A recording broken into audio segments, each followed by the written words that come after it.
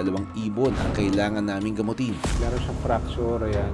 Nabali yung buto, kaya siya bumagsak.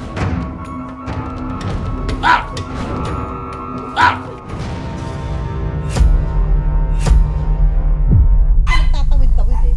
Dito sa yung bubong na ito. Gabi. Mga 9. Sabi, meron daw doon sa puno. Sige, flashlight daw. Nakita ko lang siya. Maliit nga nung nasa puno.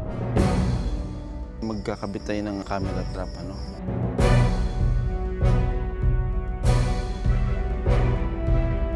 Uy!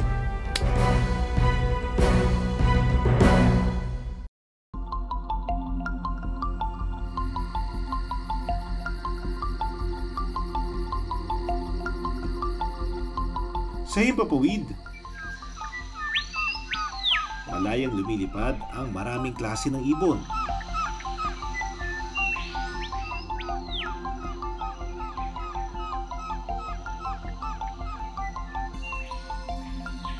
Grupo silang lumabas para ligtas.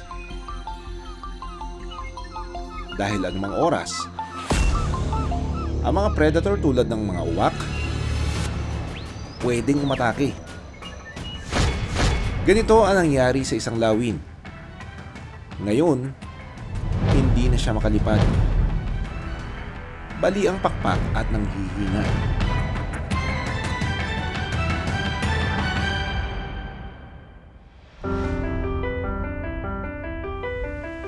Sa pagbisita ko sa rescue center sa Sarangani,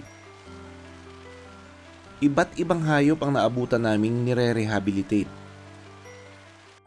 Ang mga lawin na ginagamot sa lugar, matatagalan pa ang rehabilitasyon. Gaya ng immature Brahmini kite at crested goshawk. So this one, medyo matagal na sa amin kasi yung problema nito, may bali sa pakpak. Oo, parang nasa 2 months na ata. But you don't know what's wrong with the... We tried na i-release siya before kasi parang yung unang problema mahinang kumain, tapos weak. Tapos nung try namin i-release, ayaw lumipad. So nakita namin may problema siya sa kanyang pakpak ata. From here, nakita natin, yung left wing niya, okay naman, okay yung position. But the right wing is dropped. So most likely there's fracture there. Ang immature Brahmini kite, medyo mahina ng una kong makita. Sobrang weak siya kahapon pagdala sa amin. Sa river, nahuli sa river.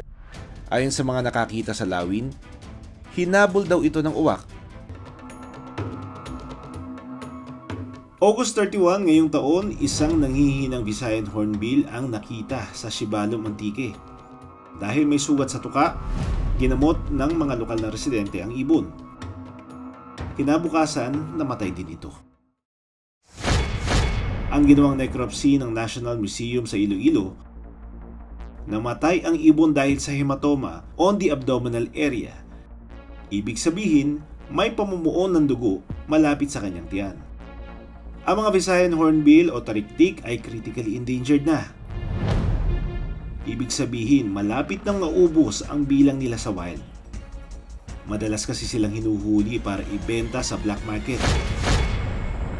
Sa parehong araw din, nakatanggap ng report ang Philippine Eagle Foundation tungkol sa sugatang juvenile Philippine Eagle sa Valencia, Bukidnon. Nakita daw ito ng bantay lasang volunteers na may sugat sa kaliwang pakpak. Dahil nabubulok na, nagdesisyon ang Philippine Eagle Foundation na i-amputate o putulin ang pakpak para hindi na kumalat ang impeksyon. Wala naman daw nakitang tama ng bala sa katawan ng agila. Posible daw na nahulog ang batang agila habang nag-aaral lumipad. Dahilan para mabali ang pakpak nito. Sa himpapawid, makikita ang isang lawid na may dalang maliit na sanga.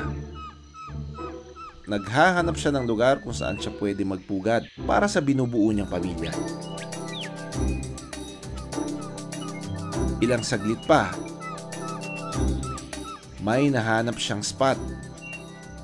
Ayos na sana, ang problema, may nakabantay na kaaway. Mga predator na unggoy.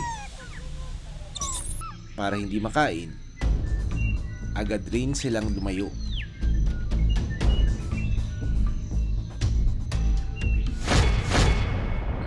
Pero hindi lahat kasing swerte nila. Sa isang rescue center sa Sarangani, 2 ibon ang kailangan naming gamutin. Ang isa dito, bali ang pakpak. X-ray din natin to kasi may sugat siya eh.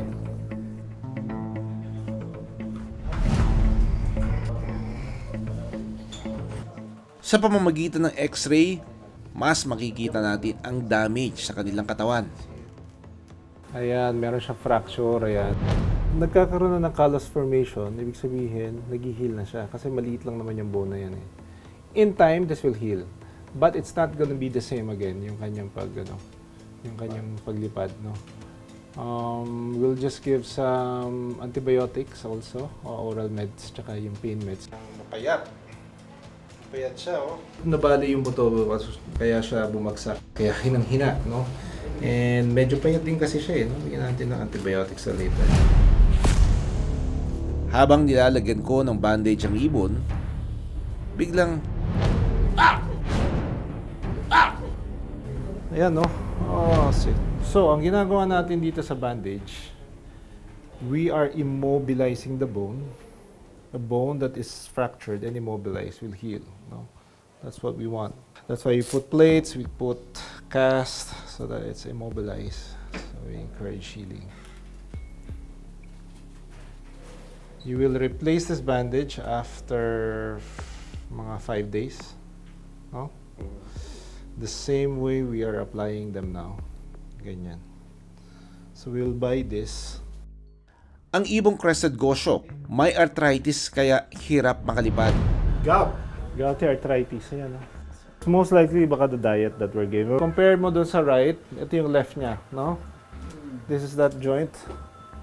And this is this joint. You see the difference? So kaya di siya makamove. May sugat din na nakita sa pakpak ng ibon. Tinurn over lang sa inyo, hindi siya Over lang po. Hindi niyo nakita itong sugat na ito? Parang the last time na turn-over siya, may tama ng parang jawline gun or what. Hanggang sa nag-heal po, completely heal. So baka ito yung tama na yon? Most likely. Medyo nabubulok na nga eh. It needs treatment. Hingi tayo ng antibiotics dito, tsaka ng pain meds.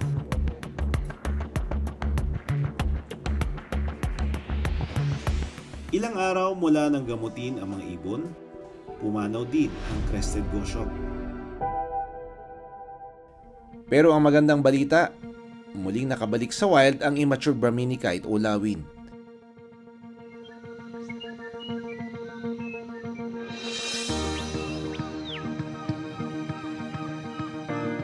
Importante ang mga ibon sa wild.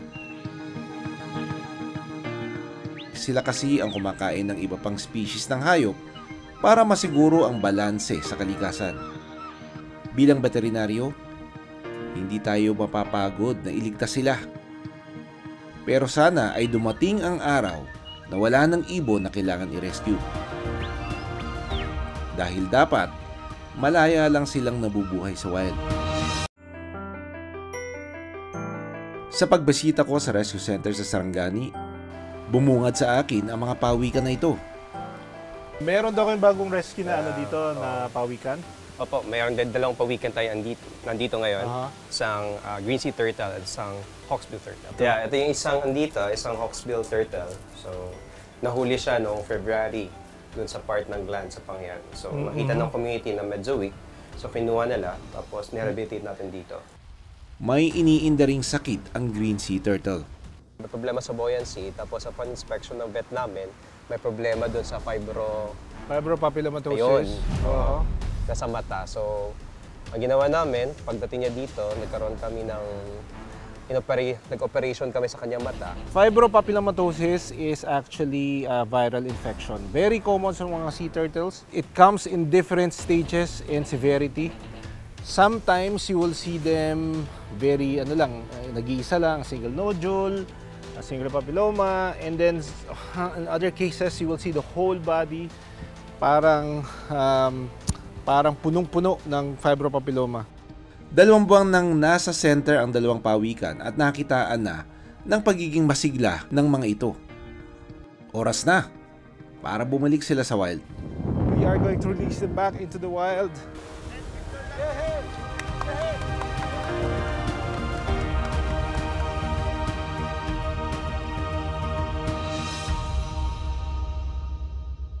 Maka-wonder!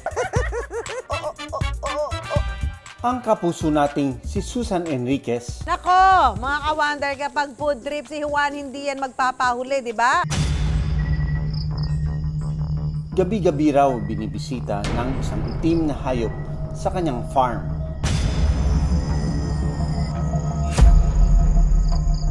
Kaya para makita ang bisitang hayop, nagkabit kami ng mga kamera sa lugar kung saan ito madalas na makita.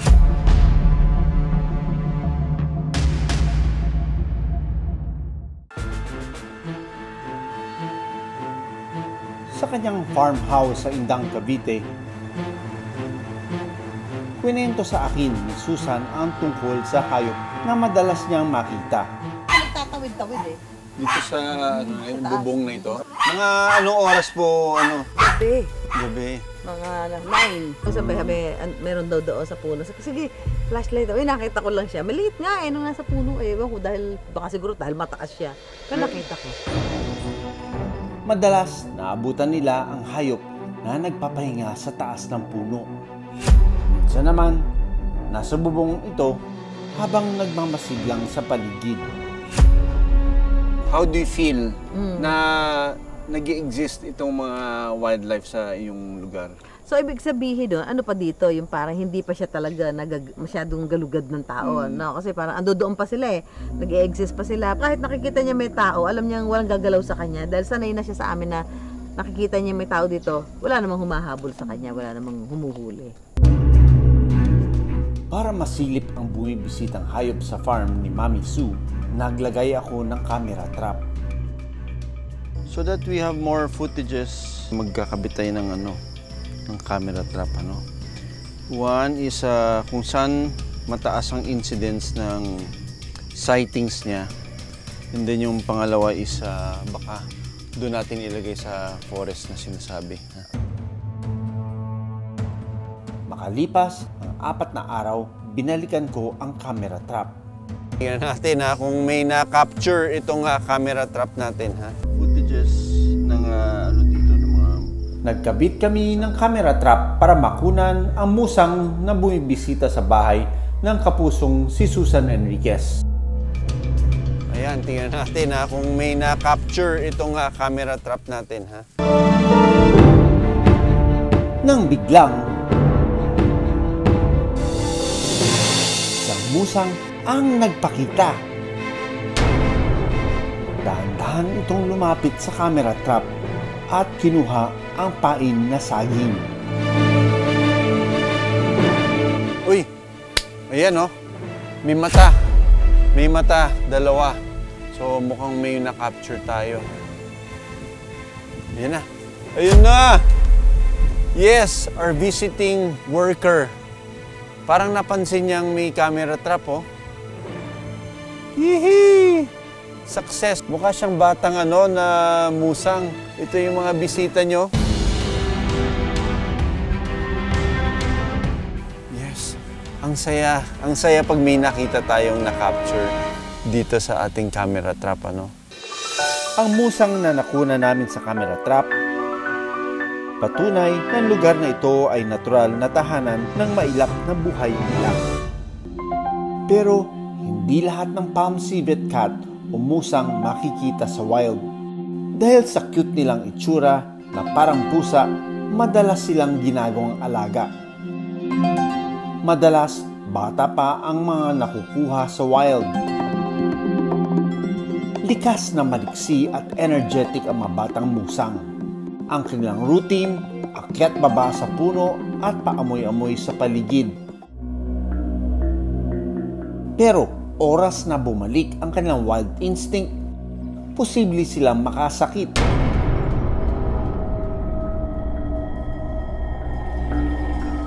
So, nandito tayo ngayon sa Rosario, Batangas and kasama natin yung mga taga-DNR kasi meron daw isusurrender na musang dito, Halos 1 taon na nilang inaalagaan ang musang. Sa Barangay Masaya, nagtatrabaho po yung aking manugang doon. May narinig silang pumatak, nilapitan po nila, bumagsak yung maliit na musang. Nakita nila na nahulog ang musang mula sa niyog noong baby pa ito. Kaya pinangalanan nilang itong Nyogi. Ano pong naisipan nyo para i-turn over siya? Lumalaki na po siya eh. Hindi na po namin kayang alagaan, maliit na yung kanyang lagayan, tsaka baka po mangagat. Dati na rin daw nilang pinakawalan si Nyogi, pero nakakabalik ito sa kanilang bahay. Chinek up ko rin si Nyogi para malaman kung pwede siyang ibalik sa gubat. Here, I can smell the musky smell of this civet cat. Likas sa kanila yung ganong amoy, medyo amoy pinipig, dahil yan yung ginagamit nila sa pang-mark ng teritoryo nila. Pwedeng ang scent o amoy na ito ang ginamit ni Nyogi para makabalik sa bahay ni Amy. And as I'm looking at it, wala nga siyang fear of humans, pero mukhang malakas naman siya. Most wildlife, they retain their wild instincts. Kahit na nakita nating maamo na ito, basta ilalagay natin siya, pakakawalan natin siya sa isang lugar na wala ng tao, matututo yan maghanap ng kanyang sariling pagkain. Bukod sa nakakagat na ito ng tao, nakapatay na rin daw si Nyogi ng alagang manok. Mala house cat man ang turing sa kanya noon, babalik at babalik pa rin ang kanyang wild instinct.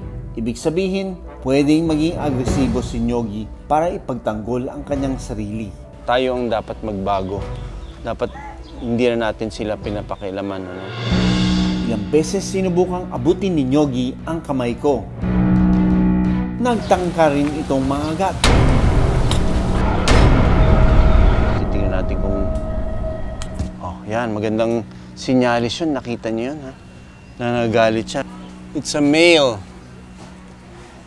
Okay, kaya minsan nagiging agresibo sila dahil pag lalaki mas matapang daw sila, no? Wala naman akong nakikitang mga sugat except dun sa may buntot, may konti siyang scabs doon. Pero otherwise, magandang pangangatawan, ang kanyang mata, walang problema, yung ngipin niya. Para makasiguro, kailangan ko siyang ilabas sa kanyang kulungan.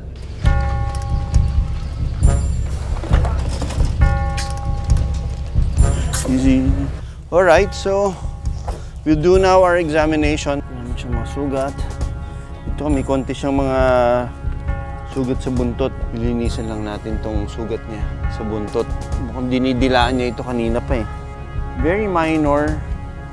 Alright, maganda yung mata niya. Yung tenga niya, malinis. Ngipin niya, tingnan natin yung ngipin niya. Okay. Kompleto, walang bungi. Everything's okay. Ang final verdict. So, mukhang maganda yung panahon ngayon para mag-release. Kasama ang Penro Batangas, ihahatid na namin si Nyogi sa kanyang bagong tirahan.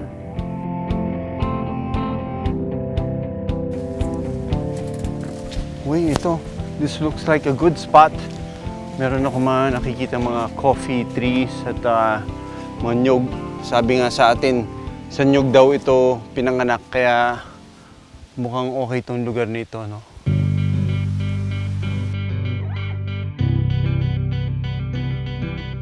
Inaamoy-amoy muna ni Nyogi ang paligid. Nang biglang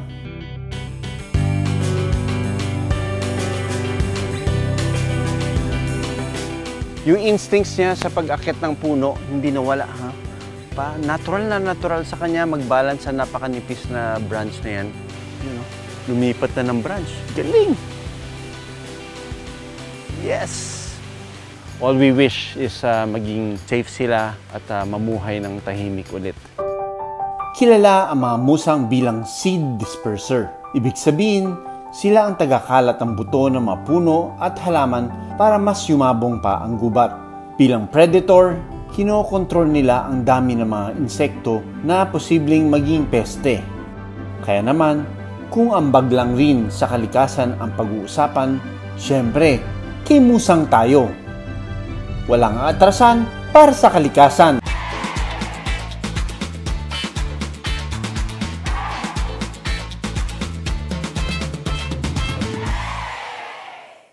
Maraming salamat sa panonood ng Born to be Wild.